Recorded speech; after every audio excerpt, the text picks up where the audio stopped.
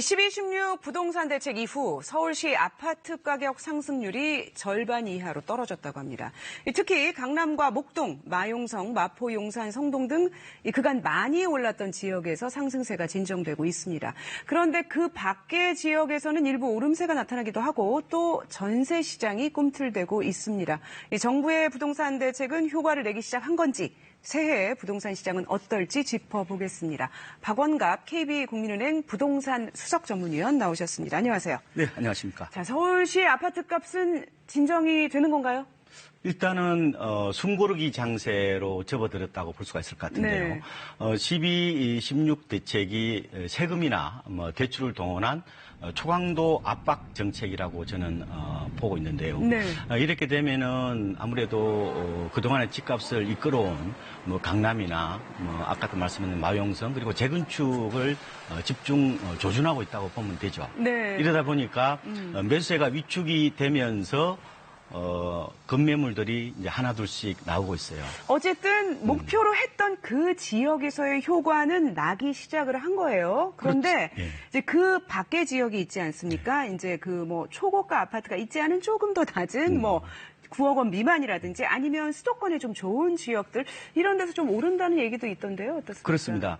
이건 이제 풍선 효과라고 하는데 이제 규제를 피한 수요들이 그쪽으로 이제 이동하는 어떤 측면들이 있어요. 그런데 네. 이번 대책이 말씀드린 것처럼 워낙 이게 종합 대책이기 때문에 아마 이런 중저가 쏠림 현상들은 조금 더 이어질 것으로 보이는데 네. 다만 이게 장기화될 거냐 이 부분들은 저는 다소 회의적이에요. 왜냐하면은 고가 아파트는 떨어지는데 예. 그럼 중저가 아파트만 이렇게 나홀로 상승을 할 수 있겠느냐? 예.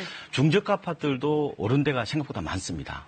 그래서 이미 예. 올랐다는 말씀이시죠? 아파트 이제 상승을 하다 몇 년 동안 이미 오른 데가 있다. 그렇죠. 무조건 싼 아파트라도 계속 오른다 이렇게 어떻게 보면 편향을 갖는 것은 좀 위험할 수가 있다 이런 말씀을 드립니다. 그렇다면은 사실은 12.16 부동산 대책이 나왔을 때 정부가 이렇게까지 하는구나. 특히나 대출 규제 같은 게 엄청 세게 들어가지 않았습니까?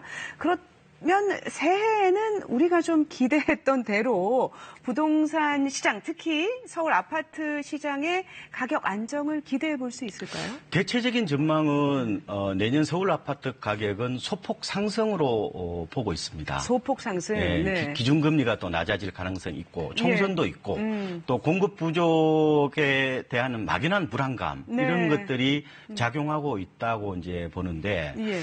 문제는 내년까지 서울 아파트 값이 올라가면은 7년째 올라가는 겁니다. 예. 그동안의 사이클이 5년 사이클이었는데 사이클이 이미 지나갔군요. 그렇죠. 네, 그러니까 상승 너무 사이클이. 장기 상승에 따른 피로감도 있기 때문에 예. 조금은 조심해서 접근해야 된다 이런 말씀을 드리고 예. 경기 인천이나 아니면 지방 같은 경우에는 약간 전망이 좀 다를 수가 있는데 네. 경기 인천은 횡보세 정도로 보고 있고요. 예. 지방은 약보합 그러니까 소폭 하락 정도로 보고 있는데 네. 제가 드리고 싶은 말씀은 거시적인 어떤 통계 지표보다 우리 동네가 어떻게 되는지가 중요한 것 같아요. 입주 물량이 어느 정도 되는지 또 예. 지역 경제가 어느 정도 활성화되는지 이걸 보고 의사결정하시는 게 훨씬 더 중요하다. 그러니까 네. 오른다, 그러니까 산다. 아니면 내린다, 그러니까 안 산다. 이렇게 하기에는 이제 너무 많이 올랐으니까 그렇습니다. 어떤 분들은 잘못하다가 이른바 상투를 잡을 수가 있기 때문에 그걸 좀 조심하셔야 되고 지역별로 특징을 좀 살펴볼 필요가 있다. 그런 네. 말씀이시네요. 근데 이제 12.16 대책이 이 매매 대책이 일단은 매매를 조금 아직도 막 되게 만들지는 않았어요. 그러면서 전세값이 오른다 이런 얘기가 있던데요. 어떻습니까? 이론적으로 보면은 이제 보유세 부담이나 대출 규제가 심하니까 집 안 사겠다.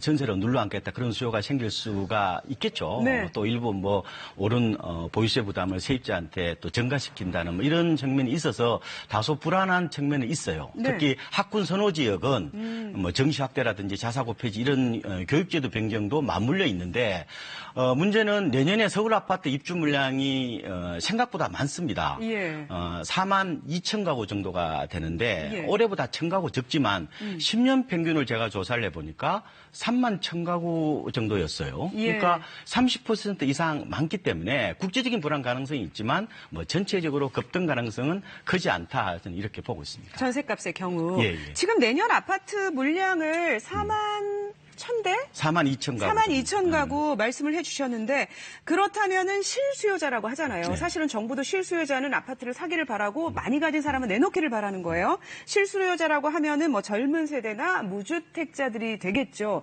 그럼 이런 분들은 만약에 서울 시내에서 아파트를 구입한다면 어떤 부분에 좀 유의를 해야 될까요? 일단은 이제 맞춤형 전략이 돼야 되는데요. 네. 뭐 부양가족이 많은 장기 무주택자다. 그러면은 뭐 상한제 아파트가 내년에 나올 수 있거든요. 예. 그쪽으로 도전해 보시는 것도 좋을 것 같고, 예. 그다음에 뭐 수도권 택지지구나 신도시도 알짜 단지들이 많으니까요. 그쪽 예. 계속해서 놓고 해 보실 필요가 있는 것 같고, 다만 이제 어정쩡한 분들이 이제 골치가 아픈 거죠. 뭐 예. 가점이 뭐 40점이나 50점 되시는 분들은 청약 가점 계속 올라가니까 네. 이런 경우에는 그 지역을 보고 판단하셔야 돼요. 네. 그러니까 단기 급등한 지역 같은 경우는 좀 조심하셔야 되고, 뭐 그동안 거의 오르지 않았다. 그러면은 뭐 집을 뭐 사셔도 저는 큰 문제가 없다고 보기 때문에 예. 중요한 건 항상 우리 동네 사정을 보고 의사결정을 하시는 게 훨씬 더 현명할 수 있다 이런 말씀. 특히 내년에는 그런 부분에 좀 유의를 해야 돼요. 이후에 어떤 변화가 좀 급격하게 일어날 수도 있기 때문에.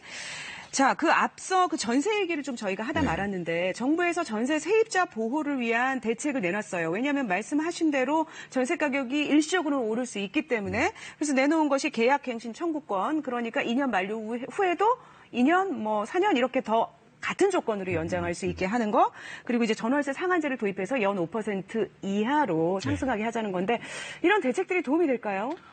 이거는 두 가지가 이제 맞물려 있는 겁니다. 근데 같이 시행하는 건데, 문제는 이제 시행 앞두고 집주인들이 이제 한꺼번에 전세값을 올리면 어떡할 거냐, 이런 걱정들이 없지 않아 있거든요. 예. 그래서 이런 부작용을 가면 최소화할 수 있는 방법이 뭐냐. 만약에 도입한다 하더라도 아주 비싼 고가주택, 전세만 한다든지, 예. 아니면 전세값이 너무 올랐다. 그런 굉장히 불안정한 지역에만 좀 제한적으로 한다면은 예. 그죠? 부작용을 좀 줄일 수 있지 않을까 생각을 해보겠습니다. 그러니까 이거를 무조건 일률적으로 다 도입하면 불필요하게 전세값을 그 전에 오른다든지 아니면 나중에 계약을 뭐 다시 할 수 없기 때문에 미리 올려버린다든지 하는 문제가 생길 수가 있다라는 말씀이시죠.